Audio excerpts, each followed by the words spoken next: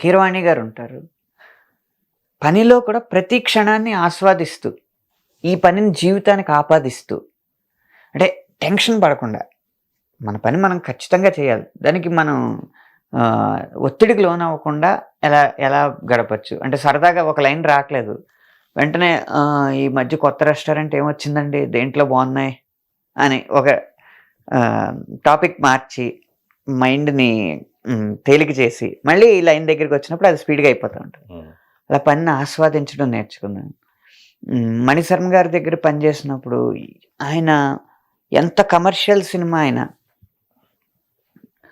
సంగీతం శాస్త్రీయ సంగీతం యొక్క మూలాలను మర్చిపోకుండా మాస్ పాటలని, గుడిసెల్లోకి వెళ్ళే పాటలను కూడా రాగాలను ఆధారంగా చేసుకుని ఎలా చేయొచ్చు అని ఎప్పటికప్పుడు తపన పడుతూ ప్రయోగాలు చేస్తూ ఉంటాను. అది నేను సాహిత్యానికి ఆపాదించాలనుకుంటూ ఉంటాను అనమాట. అంటే చిన్నప్పుడు నేర్చుకున్న ఆ వ్యాకరణం, ఆ కొద్దిపాటి వ్యాకరణాన్ని సినిమా పాటలో ఎలా ఆపాదించవచ్చు, ఆ అలంకారాలను ఎలా తేవచ్చు, ఈ పాట ఏ అలంకారంలో వాడితే ఈ సినిమాకి, ఈ సన్నివేశానికి సరిపోతుంది అని కమర్షియల్ సాంగ్స్లో కూడా అలాంటివి చేయడానికి ప్రయత్నిస్తాం. మీకు ఉదాహరణకి కంట్రీ సినిమాలో I go crazy looking at you Mera Dil is breaking ఔరా ఔరా ఓదర రా రా రా నరవర, ఈ గ్రాంధిక భాషని ఈ ఇంగ్లీష్తో కలిపితే ఎలా ఉంటుందన్న ప్రయోగం అనమాట. అలా అలాంటి ఇంప్రెషన్. అలాగే విద్యాసాగర్ గారు నిశితంగా మనం చేసిన వర్క్ని ఎలా గమనించుకోవాలి, ప్రతి పదం ప్రతి అక్షరం దోషం లేకుండా పాటను ఎలా ముందు పెట్టాలి అనేది అలా నేర్చుకున్నాను. ఏఆర్ రెహమాన్ గారు మాట్లాడేటప్పుడు పనిని ప్రార్థనగా ఎలా భావించాలి. మనం పని చేస్తున్నాం అంటే ఒక డ్యూటీ నిర్వర్తించట్లేదు, దాన్ని దేవుడికి అర్పణ చేసి మన పనిని ఎలా చేయాలి అనేది ఏఆర్ రెహమాన్ గారి దగ్గర నేర్చుకున్నాను. ఇళయరాజా గారి దగ్గర ఒక్కొక్కసారి పని చేసేటప్పుడు స్ట్రిక్ట్నెస్ కూడా అవసరం, స్ట్రిక్ట్గా ఉండడం కూడా అవసరం అనేది నేర్చుకున్నాను. నేను ప్రయాణించిన ప్రతి సంగీత దర్శకుడి నుంచి ఏదో ఒక పాటను నేర్చుకుని అన్నీ నా పాటలో పొందుపరచడానికి ప్రయత్నిస్తాను. అనూప్ రూబెన్స్ మీకు గొడవ ఏంటి అసలు? అనూప్ రూబెన్స్ కి నాకు ఏ గొడవ అవ్వలేదండి. రూమర్సే అసలు. అనూప్ రూబెన్స్ ఇద్దరు మంచి ఫ్రెండ్స్.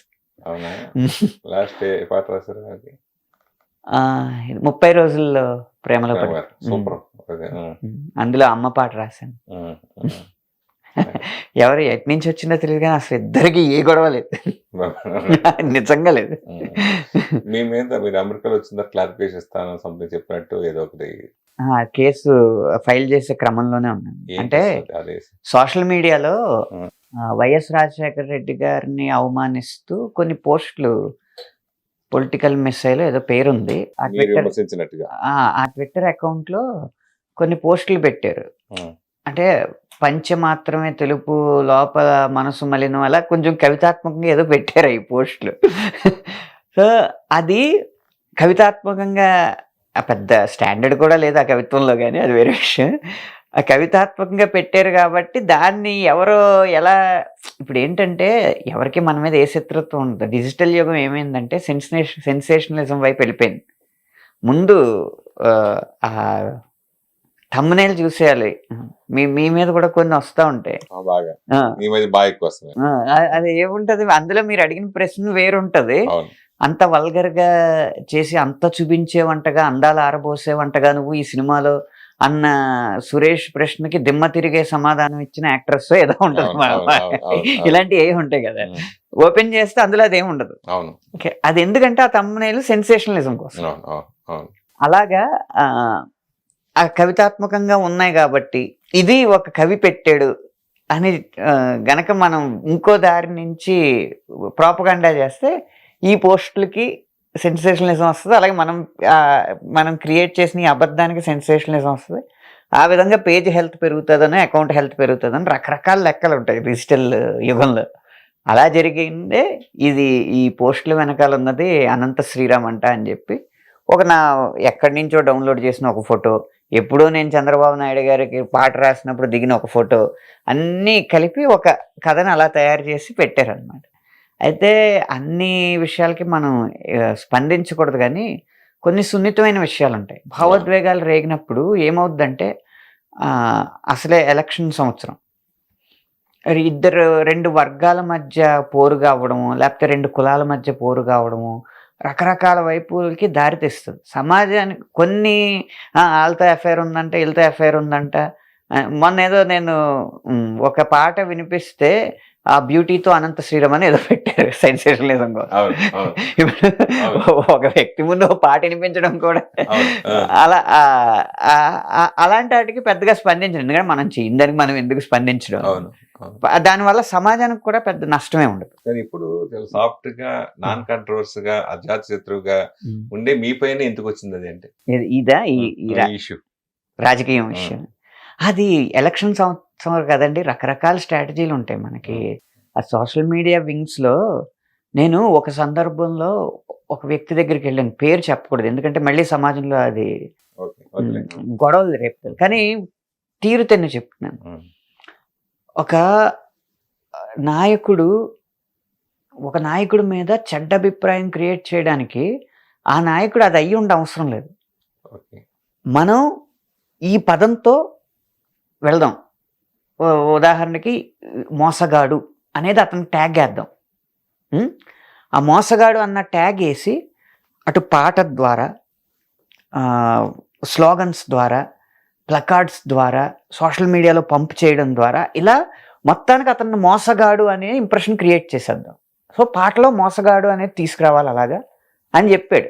ఒక అక్కడ టీం ఉంటారు కదా, ఇలా జరుగుతూ ఉంటుంది. ఇది సోషల్ మీడియాలో యుగం వచ్చిన తర్వాత జరిగిన పరిణామం. ముందు అబద్ధమో నిజమో మొత్తానికి ఒక నినాదం వెళ్ళిపోవాలి. దాన్నే పోస్ట్ ట్రూత్ ఎరా అంటారు. అంటే పోస్ట్ చేసిందే నిజమని నమ్మించే యుగం. దాంట్లో భాగంగా వచ్చిందనమాట ఇలాగే. అంటే నా మీద అది క్రియేట్ చేసిన వాళ్ళకి ఏమి శత్రుత్వం నా మీద ఉండదు, ఇది నమ్మే విధంగా ఉంది. ఇలా కవితాత్మకంగా రాజశేఖర రెడ్డి గారిని విమర్శించిన పోస్టు, దీనికి ఒక కవి వెనకాల ఉన్నాడు, ఆ కవి కొంచెం తెలిసిన కవి అయితే వంట బాగుంటుంది అని క్రియేట్ చేసింది అనమాట. దాన్ని ఇప్పుడు ఆ ప్రాసెస్లోనే ఉన్నాను. కానీ ముందు అమెరికాలో ఉన్నప్పటికీ కూడా క్లారిఫికేషన్ ఎందుకు ఇచ్చిందంటే, అది గొడవలకు దారితీసి అనవసరంగా సమాజంలో అశాంతికి దారి తీసేటప్పుడు మనం ఒక చిన్న వివరణ ఇచ్చేస్తే తప్పే ఉంది అన్న ఉద్దేశంతో నేను నా సోషల్ మీడియాగా స్పందించాను. ఆ మధ్య ప్రవచనకర్తలు కూడా సినిమా వాళ్ళ మీద కామెంట్ చేయటం, ఇట్లా మన జరిగిన సంఘటన గురించి మీరు ఏం చెప్తారు? అది నేను ఆ సందర్భంలోనే చెప్పాను. సరస్వతి అనేది రకరకాల రూపాల్లో ఉంటుంది. నట సరస్వతి, రచనా సరస్వతి, సంగీత సరస్వతి. ఒక్కొక్కరు ఒక్కొక్క రంగంలో నిష్ణాతులు, శిఖరాగ్ర స్థానంలో ఉన్న వాళ్ళు అయినప్పుడు ముఖే సరస్వతి అన్న ఆర్యోక్తిని మనం ఆదర్శంగా తీసుకుని ఒకరినొకరు గౌరవించుకోవాలి. అలా గౌరవించుకోకుండా ఆయన్ని అవమానపరిచినప్పుడు నేను ఎవరు స్పందించకపోతే బాగోదు అని, సరిగ్గా సరైన విషయం కాదు అని చెప్పి నేను స్పందించడం జరిగింది. అలా అని చెప్పి ఆయన పాండిత్యం కంటే నా పాండిత్యం గొప్పదని కానీ ఇదేం చెప్పట్లేదు. ఆయన దగ్గర నుంచి ఆయన ప్రవచనాలు విని నేర్చుకున్న, పోగు చేసుకున్న జ్ఞానం చాలా ఉంది, అందులో ఏమాత్రం సందేహం లేదు. అదే సమయంలో ఆయన చేసిన ప్రతిదీ సమర్థించడం కూడా సరైన విషయం కాదు అన్న అభిప్రాయంతో నేను స్పందించాను. అలాగే నేనైనా ఇంకొక నటుడినో లేకపోతే ఇంకొక ప్రవచనకర్తనో ఇంకొక నాట్యకారుణ్ణో ఇంకొక సంగీతకారుణ్ణో అలా దురుసుగా మాట్లాడకూడదు. ఆ విషయం నేను చేసినా కూడా తప్పేది. హిట్ టీవీ యాప్, ఇందులో short news, live news, entertainment shows, movies, digital magazines తో పాటు మీ జిల్లా వార్తలను కూడా ఫ్రీగా చూడొచ్చు. ఇంకెందుకు ఆలస్యం, వెంటనే హిట్ టీవీ యాప్ ని డౌన్లోడ్ చేసుకుని ఫ్రీగా ఎంటర్టైన్మెంట్ పొందండి. Hit TV app. Hit TV app. Please download hit TV app. Hit TV app ని ఫ్రీగా డౌన్లోడ్ చేసుకొని ఎంజాయ్ చేయండి. మీకు నచ్చిన ఎంటర్టైన్మెంట్ కోసం హిట్ టీవీ యాప్ ని ఫ్రీగా డౌన్లోడ్ చేసుకుని ఎంజాయ్ చేయండి. హిట్ టీవీ యాప్ని డౌన్లోడ్ చేసుకుని ఆస్వాదించండి, ఆశీర్వదించండి. ఇంతమంది సెలబ్రిటీలు హిట్ టీవీ యాప్ ని డౌన్లోడ్ చేసుకోండి అని చెప్తున్నారంటే ఎంత మంచి యాప్ ఆలోచించండి. అమెరికా అమెరికా అమెరికా అమెరికాలో చదవాలనుకునే వాళ్ళకి విశ్వసనీయమైన పేరు మన శౌర్య consultancy. UK Law 1 Year Masters. UK Law 1 Year Masters. 2 years work permit up to 5 years visa. Contact Saurya Consultancy. Contact 89851 89851.